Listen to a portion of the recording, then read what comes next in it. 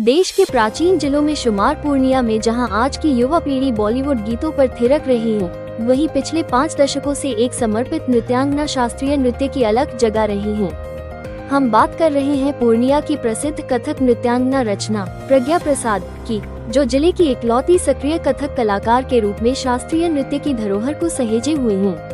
रचना न केवल कथक की उत्कृष्ट प्रस्तुतियां देती हैं, बल्कि जिला, राज्य, राष्ट्रीय एवं अंतर्राष्ट्रीय स्तर पर आयोजित सांस्कृतिक कार्यक्रमों में निर्णायक जज की भूमिका भी निभा चुकी हैं।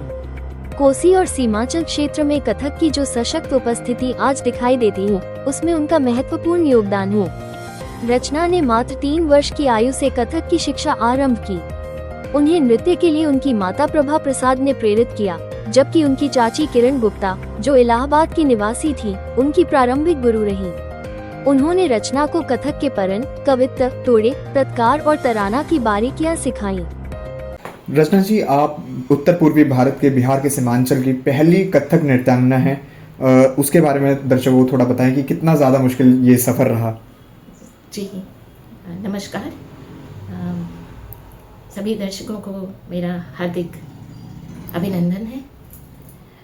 मैं रचना, जैसा कि आपने सवाल किया है, ये कितना मेरा सफ़र कितना मुश्किल भरा रहा। जी बिल्कुल। कथक शब्द बहुत छोटा सा है, परंतु इसके सीखने की जो अवधि है उसका कोई अंत नहीं है। मैं अभी भी विद्यार्थी हूँ और सीख रही हूँ, और ये सफ़र बहुत कठिन रहा। उन दिनों लड़कियाँ सीखती नहीं थी।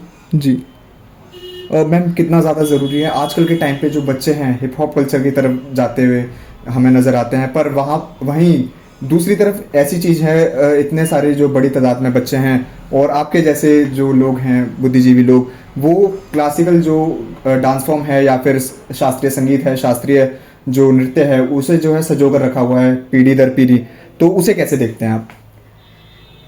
आजकल के बच्चे तो जाहिर है बॉलीवुड नृत्य, हिप हॉप, कंटेम्प्रेरी, विभिन्न जो नामें दी गई हैं नृत्य को। नृत्य के तो 2 ही रूप हैं, शास्त्रीय नृत्य और लोक नृत्य। परंतु आजकल के बच्चे वही करना चाहते हैं। मैं सभी बच्चों को ये कहना चाहती हूँ कि आप अगर शास्त्रीय नृत्य सीखते हैं तो ये सीखकर आप सभी नृत्य स्वतः कर लेंगे। इसे आपको किसी और नृत्य को सीखने की ज़रूरत नहीं है। जी, तो मैम इसके कथक के क्या फ़ायदे भी होते हैं? बिल्कुल, इसके बहुत फ़ायदे हैं। सबसे पहला फ़ायदा तो ये स्वास्थ्यवर्धक है। हमारा नृत्य शैली जो है उसका सीधा संबंध शरीर विज्ञान से है। जी।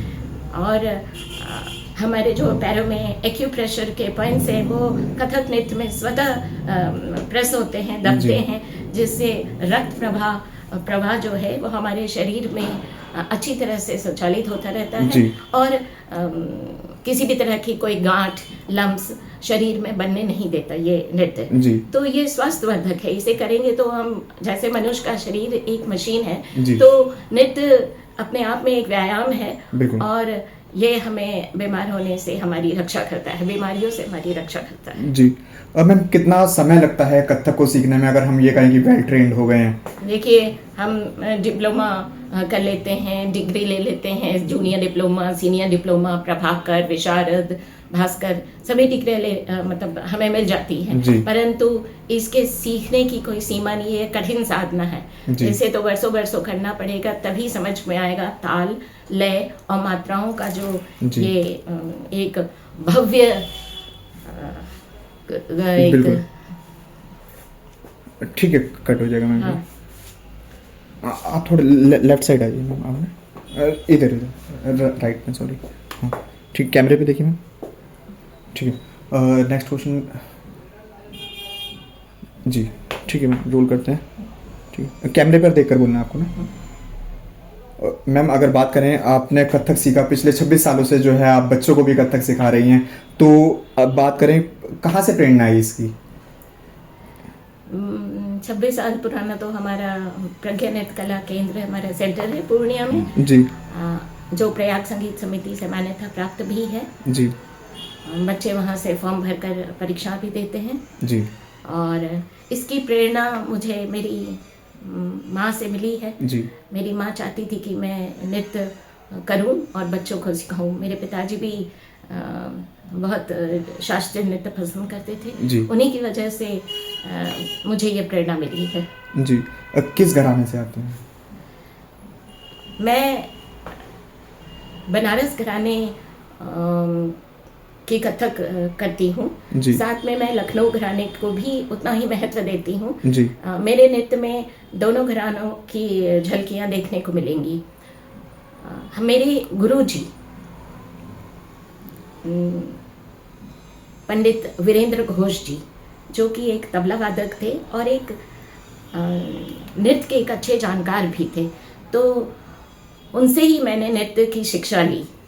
मेरी प्रारंभिक गुरु मेरी अपनी चाची, जो प्रयागराज की रहने वाली हैं, मेरी प्रारंभिक गुरु मेरी चाची रही हैं और वो वहाँ मिसेस भटनागर संगीत विद्यालय में सीखा करती थी और साथ में प्रयाग संगीत समिति में भी।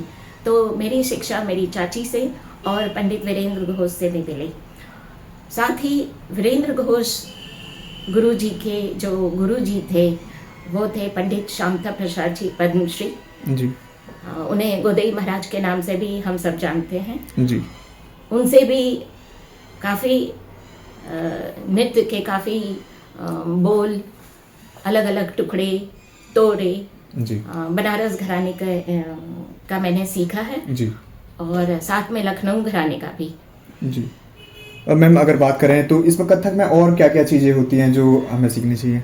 कथक में और क्या ताल वो सब बताएं। कथक में आमद, सलामी, पहले तो हम थाट बनते हैं, गुरु भूमि प्रणाम करते हैं, थाट बनते हैं, आमद है, सलामी है, उसके बाद टुकड़े होते हैं जी, जो छोटे छोटे वर्णों के समूह होते हैं जी, तालबद्ध, उन्हें हम टुकड़ा कहते हैं। और जो थोड़े बड़े वर्णों के समूह हैं उन्हें हम तोड़े के नाम से जानते हैं जी। फिर परन होते हैं, जो जोरदार बोलों के समूह को परन कहते हैं, जो 3, 4 या उससे भी अधिक आवृत्तियों का होता है किसी भी ताल में, तो वो परन कथक में किया जाता है। फिर परन के अलावा और भी बहुत सारे हैं, जैसे हम लोग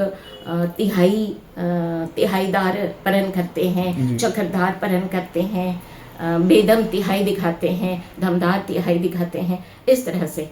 फिर कवित होते हैं, कविताओं पर आधारित कवित नृत्य में किए जाते हैं, जो कथक में कृष्ण चरित्र का बड़ा महत्व है जी। तो हम लोग परंपरागत कृष्ण चरित्र के चित्रण को दिखाते हैं जी। ठीक है मैम, कोई संदेश जो आप अपने विद्यार्थियों को या पूरी जो यूथ हैं उन्हें देना चाहें कथक के माध्यम से? मैं सभी युवा पीढ़ी और हमारे विद्यार्थीगण जो हमें सुन रहे हैं जी, देख रहे हैं, मैं उन्हें यही कहना चाहती हूँ कि आप सभी कथक सीखें, इससे शास्त्रीय नृत्य को आगे बढ़ाएं जी। और ये करके आप डॉक्टर, इंजीनियर बनकर भी इसे कर सकते हैं, अपने साथ लेके चल सकते हैं और समाज में एक नई मिसाल कायम कर सकते हैं। आप स्वस्थ भी रहेंगे, इससे हमारा बौद्धिक, साहित्यिक, मनोवैज्ञानिक, धार्मिक, आध्यात्मिक सभी प्रकार के विकास होते हैं। तो आप ये विकास करें। हम लोग आपसे ही उम्मीद लगा के बैठे हैं, जो हमारी युवा पीढ़ी है वही हमारी उम्मीद है, हमारे भविष्य है। तो मैं चाहती हूँ कि आप सभी शास्त्रीय नृत्य को सीखें, इसे आगे बढ़ाएं, क्योंकि ये हमारी ही नहीं, ये भारत की प्राचीन परंपराओं में से एक है जी। ठीक है, बहुत बहुत धन्यवाद। आपका बहुत बहुत धन्यवाद।